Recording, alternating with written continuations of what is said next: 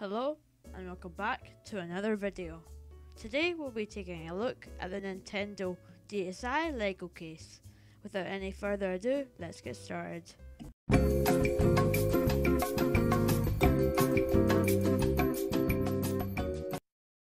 While I was on holiday, I came across this item brand new in a charity shop.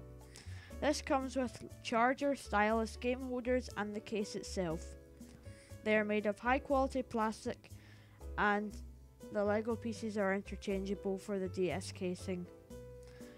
From what I found on the internet, there were variations of this product including Star Wars case, Harry Potter, Ninjago and probably more.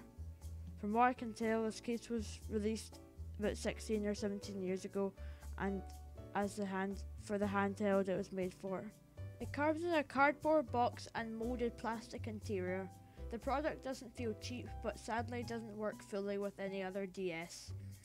Overall, this little case was a blast from the past for people who owned a DSi. You can get them for around £5 on eBay nowadays. With that being said, thanks for watching, like and subscribe, and see you in the next one. Adios and goodbye.